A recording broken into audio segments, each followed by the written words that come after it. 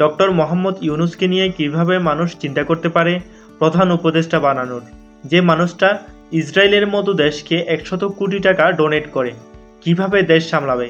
যখন থেকে বৈষম্য বিরোধী ছাত্র আন্দোলনের সমন্বয়করা প্রস্তাব দিয়েছেন যে তারা ডক্টর মোহাম্মদ ইউনূসকে অন্তর্বর্তীকালীন সরকার হিসেবে দেখতে চান, তখন থেকে ডক্টর মোহাম্মদ ইউনূসকে নিয়ে সোশ্যাল মিডিয়া জুড়ে কিছু বিতর্কিত পোস্ট ঘুরে বেড়াচ্ছে, যেটা এক্সট্রিমলি মিথ্যা। ইনফ্যাক্ট রুমুর স্ক্যানার ফ্যাক্ট চেক করে দেখে 100 কোটি টাকা দানের এসব নিউজ ফেকভাবে এডিট করে বানানো। যাই হোক, ডক্টর মোহাম্মদ ইউনূসের ব্যাপারে সবাই যে তথ্য জানে সেটা হলো তিনি শান্তিতে নোবেল পুরস্কার পেয়েছেন, কিন্তু যেটা অনেকেই জানেন না, ডক্টর মোহাম্মদ ইউনূসের বিশ্বব্যাপী এমন কিছু অর্জন রয়েছে যেটা বিশ্বের আর কারো নাই। ইনফ্যাক্ট আপনি তার এই অর্জনগুলো জানলে নিজেই বলতে বাধ্য হবেন তার মতো একজন গুণী মানুষ বাংলাদেশে 100 বছরেও আসবে কিনা সন্দেহ।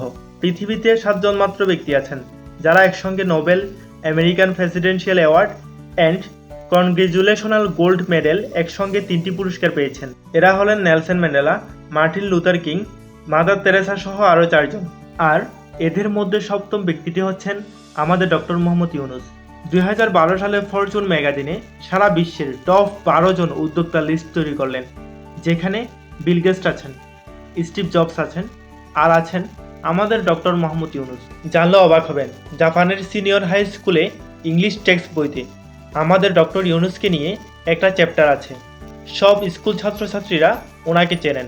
ডক্টর মোহাম্মদ ইউনূস সারা বিশ্বে ক্ষুদ্র ঋণের জনক এবং তার এই সিস্টেমটা বিশ্বের 100টারও বেশি উন্নয়নশীল দেশ অ্যাডপ্ট করে নিয়েছে।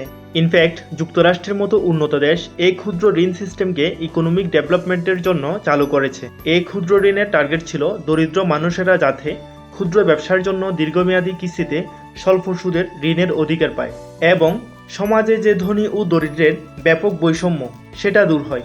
এছাড়া দরিদ্রের বিরুদ্ধে লড়াইয়ের প্রযুক্তি ভূমিকা রাখতে পারে এমন দূরদৃষ্টি সম্পূর্ণ উদ্যোগের কৃতিত্ব দেওয়া যেতে পারে অধ্যাপক ডক্টর মোহাম্মদ ইউনূসকে।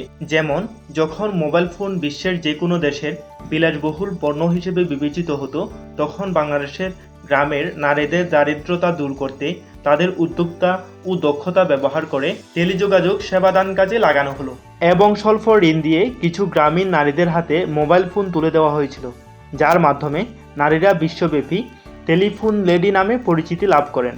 এবং এই টেকনোলজি ইউজের মাধ্যমে ওইসব নারীরা আগে নিজেদের ক্ষুদ্র ব্যবসা দিয়ে যা ইনকাম করত তার থেকে 4000 টাকা বেশি ইনকাম করা শুরু করেছিল। অধ্যাপক ইউনূস বিশ্বের 24টি দেশের বিভিন্ন ইউনিভার্সিটি থেকে 61টির বেশি সম্মানসূচক ডিগ্রি পেয়েছেন। তিনি 10টি দেশের রাষ্ট্রীয় সম্মাননা সহ 33টি দেশ থেকে 136টি সম্মাননা পেয়েছেন। বিশ্বের 39টি দেশের 160টি বিশ্ববিদ্যালয়ের সামাজিক, ব্যবসায়িক, কেন্দ্রিক বিভাগ বা একাডেমিক কার্যক্রম আছে, যেগুলোকে সম্মানিতভাবে ইউনূস সোশ্যাল বিজনেস সেন্টার বলা হয়। বিশ্বমঞ্চে তিনি যত ধরনের স্বীকৃতি পেয়েছেন, সরকারি, সামাজিক, অর্থনৈতিক, ক্রীড়া ও সাংস্কৃতিক প্রাঙ্গণে সব কিছু একত্রিত করলে এমন ধারণা করা ভুল হবে না যে ডক্টর ইউনূস বর্তমান বিশ্বের সবচেয়ে সম্মানিতদের একজন। এবং আমাদের সকলের গর্বিত হওয়া উচিত যে তিনি বাংলাদেশি এবং তার মতো এমন হাইলি এডুকেটেড, সম্পূর্ণ দূরদর্শী মানুষ আমাদের দেশের ক্রান্তিকালীন সময়ে হাল ধরার জন্য সম্মতি জানিয়েছেন। সেটাতে আমাদের সকলেরই সহমত জানানো উচিত। শেখ হাসিনা তার ক্ষমতার জন্য ডক্টর ইউনূসকে গরিবের রক্তচোষা, ঘুষখোর অভিব্যক্তি করে কারাগারে পাঠানোর পর্যন্ত সিদ্ধান্ত নিয়ে তার ইমেজ নষ্ট করার চেষ্টা করেছিল। তবে একটা কথা মাথায় রাখা উচিত, এই ক্লান্তি লগ্নে আমাদের একজন যোগ্য, এডুকেটেড, আদর্শবান মানুষের প্রয়োজন।